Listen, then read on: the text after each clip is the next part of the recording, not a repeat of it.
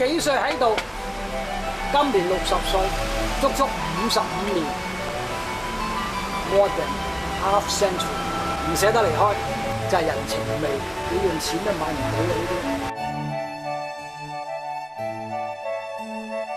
窮係反映咗人哋嗰個物質嘅數量，可愛係反映咗大家嘅關係，你生活得好開心，同埋佢生活得嚟咧就係有互相關懷，互相照應。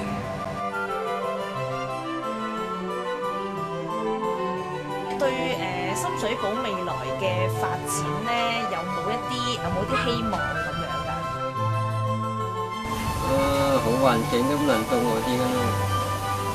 唔係18樣嘢呢個。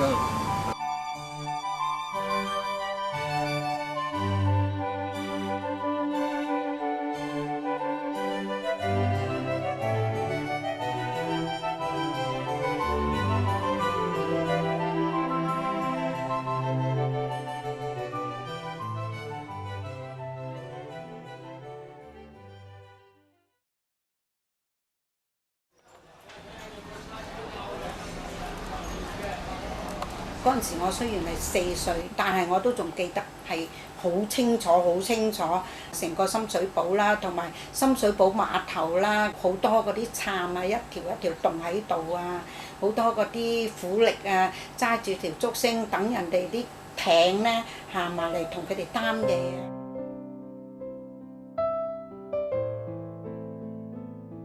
呢度行出去通州街已經係海嚟啦。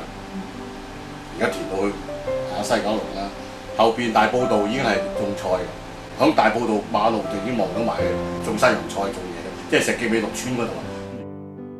5幾年嘅時間，自力更生嗰啲咧就喺度霸一幅地，種下西洋菜啊，種下呢樣菜，種下嗰樣菜啊咁啊，種咗咧就拎出去大街嗰度賣啦，即係石硤尾大街啊。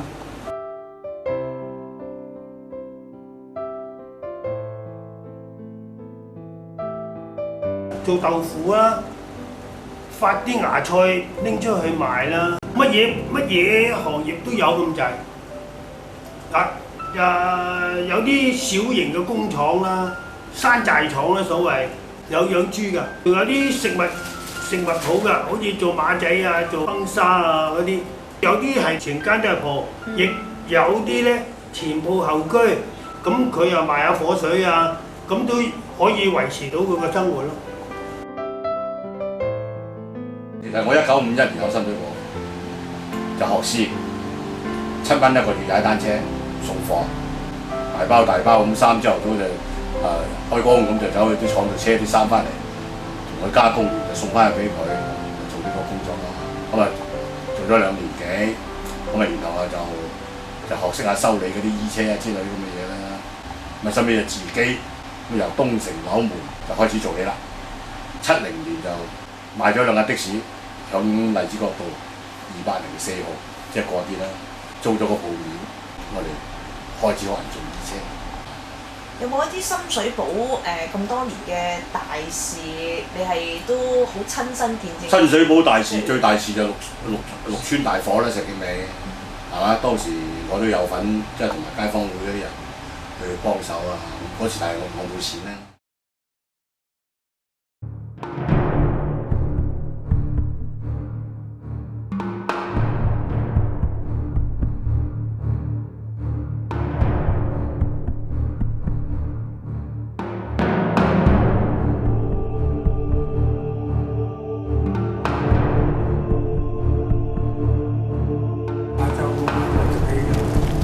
翻緊工，總之話俾我聽，喂，火警啊，快啲翻去睇下點樣先啦咁。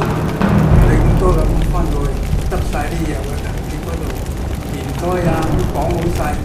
咁嗰陣時我細個啱出世，咁啊我女人就孭住佢，我就拎嗰啲衣服啊、棉胎啊咁走啦，就走咗出去大街嗰度。我媽拖包袱以前輕衫包咁攞住佢走，即係其實都唔使你走啊，係人點人。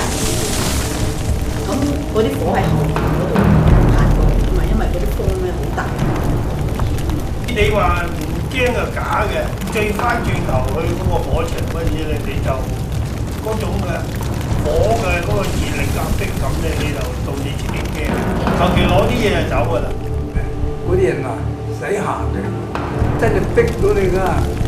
你話俾一跌低咧，真係，所以嗰啲咪又嗌救命啊，又乜啊咁，逼啊唔好逼啊，唔好逼啊，好亂啊！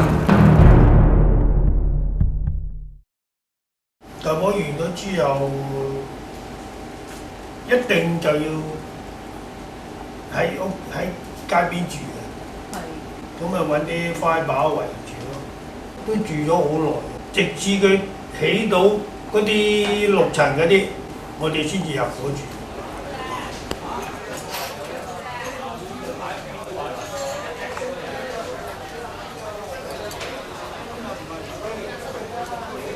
1960年結婚就搬咗嚟大坑東呢度住啦。我5個仔女啦，加埋我奶奶啦，我先生啦，咁我仲有一個契叔仔、契姑仔啦。咁你諗下幾多個人啊？係住喺一個100二尺嘅地方。嗰陣時我哋連風扇都冇啊。最緊要係廁所，因為廁所咧你即係40幾戶人，平均每一家有6個人。你諗下係幾多人住用嗰6格廁所，但係兩頭兩尾係用唔到喎，係中間先用得到喎。點解呢？頭嗰度呢就係一個水箱，咁佢會漏水嘅。咁呢尾嗰格呢，就你沖水嘅時候呢，就彈翻嚟呢，就成個 pat pat 呢都濕晒㗎啦。咁所以呢，就個個呢就喺地下就解決就算數啦。個衞生環境好差啦。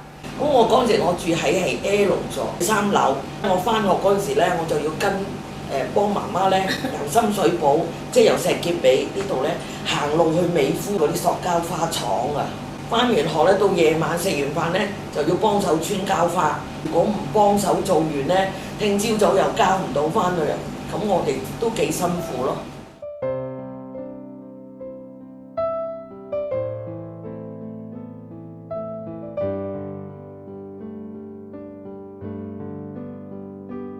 呢座咧就係辦事處，臨時辦事處嚟嘅嗰陣。